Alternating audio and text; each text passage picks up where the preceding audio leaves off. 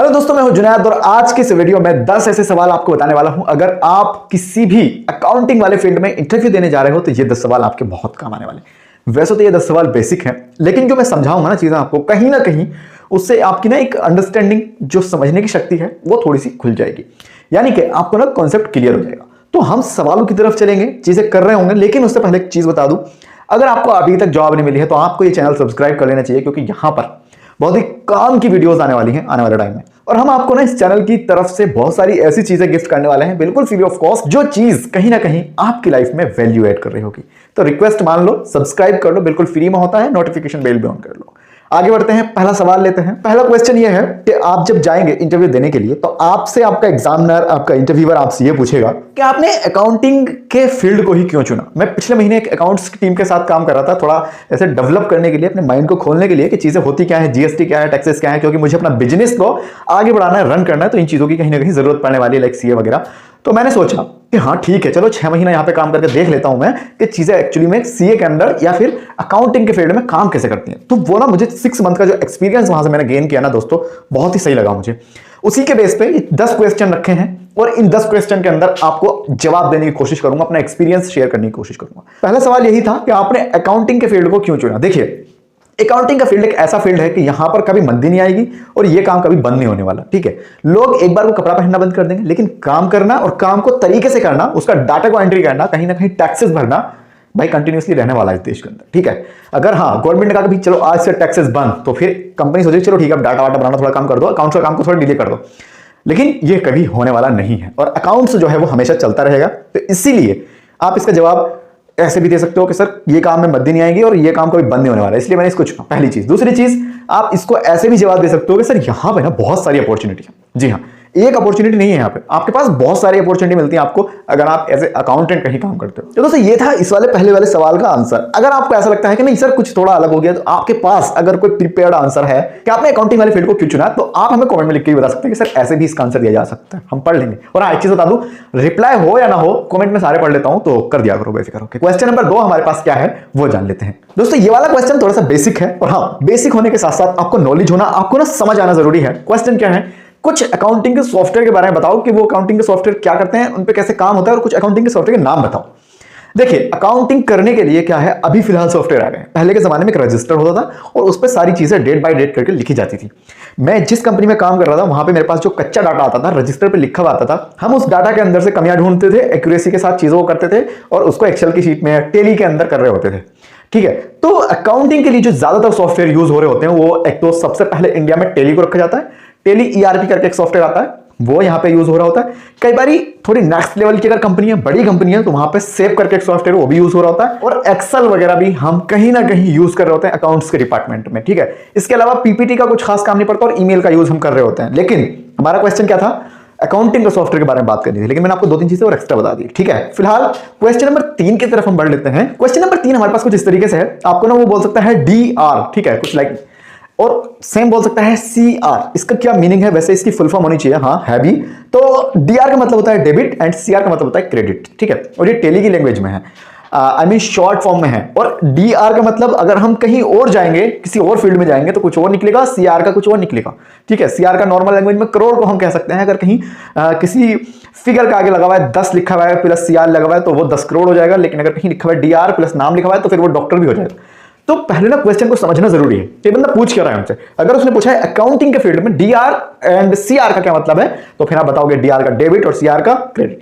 ठीक है, समझ में आ गई बात। अगर आपको इस वीडियो के जरिए थोड़ी सी हेल्प लग रही है कि हाँ ठीक है काम का है, तो please hit the like button और कमेंट में लिख के बताना क्या हेल्प मिली, क्योंकि आपके कमेंट करने से मुझे बहुत अच्छा लगता है। मतलब ऐसा लगता है कि हाँ इस वीडियो को बनाने के लिए जो मेहनत की गई है वो कहीं ना कहीं हमारी सक्सेस हो गई है। क्वेश्चन नंबर 4 हमारे पास है, व्हाट इज TDS। अगर आप अकाउंटिंग के फील्ड में जा रहे हो तो कहीं ना कहीं आपसे क्वेश्चन हो सकता है GST से रिलेटेड, टैक्स से रिलेटेड, इनकम टैक्स से रिलेटेड, मतलब टैक्सेस के बारे में क्वेश्चन होगा। तो वो पूछा है व्हाट इज TDS। TDS ना बहुत कम यूज कर रहा होता है हर कोई, ज्यादातर हम GST के बारे में सुन लेते हैं, इनकम टैक्स के बारे में सुन लेते हैं। ठीक है, तो यहां पर थोड़ा विभिन्न क्वेश्चन भी पूछा जा सकता है, व्हाट इज TDS या व्हाट इज TDS। TDS क्या है या इसके बारे में थोड़ा बताओ। तो दोस्तों TDS के बारे में अगर आसान भाषा में बात करें तो TDS एक ऐसी चीज है जो कंपनी पे कर रही होती है जहां पर एम्प्लॉय काम कर रहे होते हैं। ठीक है, एम्प्लॉय बोले तो हम जैसे नौकर चाकर वहां पर पैसा कमा रहे होते हैं, यही इसका आंसर है। ठीक है, इस तरीके से आप इसका जवाब दे सकते हो। अच्छा वो ना इसमें से कुछ और क्वेश्चन भी निकाल सकता है, कितना टीडीएस कटता है, एक एम्प्लॉय का क्या है, कंपनी से रिलेटेड क्या है, तो इसके बारे में भाई थोड़ा पढ़ लेना। टीडीएस छोटी चीज नहीं है, थोड़ी सी बड़ी चीज है, क्योंकि एक वीडियो में कवर करना टीडीएस को नहीं हो पाएगा। तो मेरी रिक्वेस्ट है टीडीएस के बारे में, साथ साथ जीएसटी के बारे में, इनकम टैक्स के बारे में, इनकम टैक्स रिटर्न के बारे में, आईटीआर के बारे में थोड़ा सा कहीं ना कहीं रीड कर लेना, बहुत काम की चीज है। हाँ, क्वेश्चन नंबर 5 है, अगर अकाउंटिंग के फील्ड की बात हो रही है, जीएसटी की बात नहीं हुई तो फिर अधूरा रह जाएगा।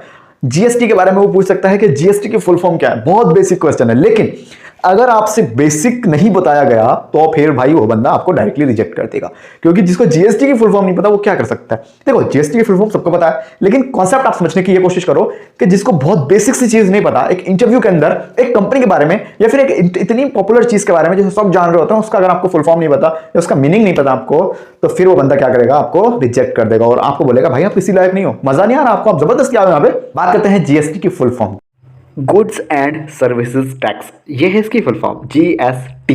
क्वेश्चन नंबर 6 है जीएसटी किस तरीके का टैक्स है। ठीक है, टैक्स ना हमेशा दो तरीके के होते हैं, एक इनडायरेक्ट होता है, एक डायरेक्ट होता है। तो जीएसटी इनडायरेक्ट टैक्स है, ये बात आपको ध्यान रखनी है।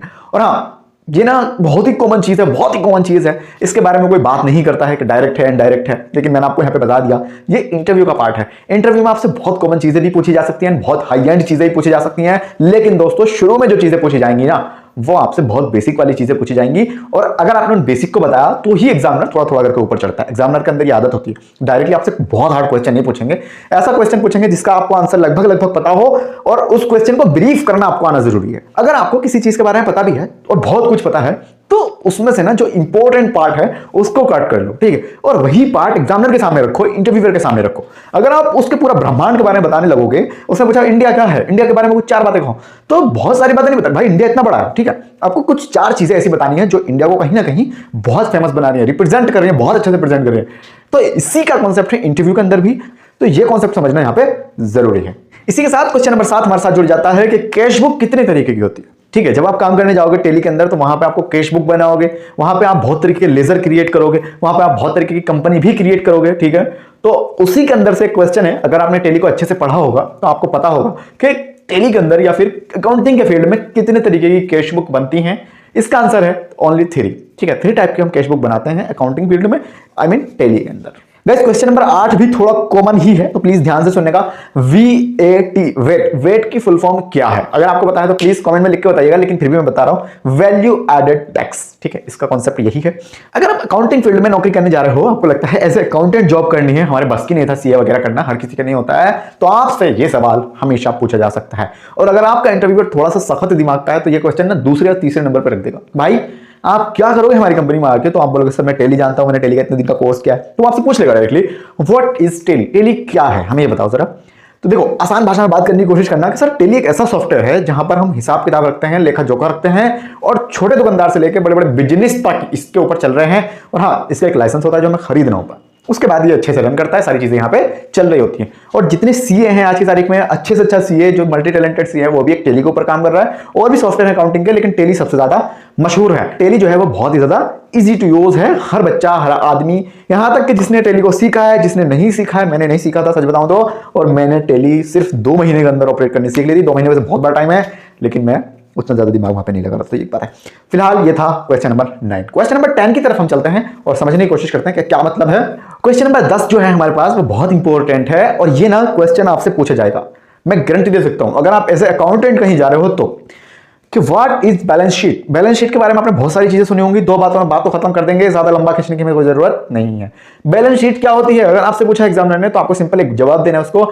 एक ऐसी शीट है, ठीक है, एक ऐसा पर्चा है, एक ऐसा पत्र है जिसके अंदर यह दर्शाया जाता है कि इस कंपनी की कितनी लायबिलिटी है, ठीक है, और कितने एसेट्स हैं, इसके अलावा उसमें घंटा कुछ नहीं होता, ठीक है। तो दोस्तों ये था बैलेंस शीट का आंसर। आई होप आपकी समझ में सारे क्वेश्चन आ गए होंगे। अगर कोई डाउट रह गया है, आपको लगता है कि नहीं सर इस वाले क्वेश्चन का आंसर कर दीजिए, कमेंट में लिख के दो, मैं पूरी कोशिश करूंगा कि हैंड टू हैंड आपको रिप्लाई कर सकूं, क्योंकि भाई मुझे अच्छा लगता है, कमेंट से ना थोड़ा सा माहौल बन जाता है अगर आप करके जाते हो। फिलहाल दोस्तों कैसी लगी ये वीडियो प्लीज मुझे कमेंट करके ये भी बताना, साथ साथ इस वीडियो को लाइक करना, अपने दोस्तों के साथ शेयर करना अगर हो सके तो। अगर आपको मुझसे इंस्टाग्राम पे क्विक रिप्लाई चाहिए, इंस्टेंट रिप्लाई चाहिए, तो आप मुझे फॉलो कर लेना, लिंक इन डिस्क्रिप्शन बॉक्स। साथ ही साथ इस चैनल को आप सब्सक्राइब कर सकते हो आप अपने लिए, क्योंकि ये फ्री है। और बस फिलहाल इस वीडियो में इतना ही। Thank you so much and good bye.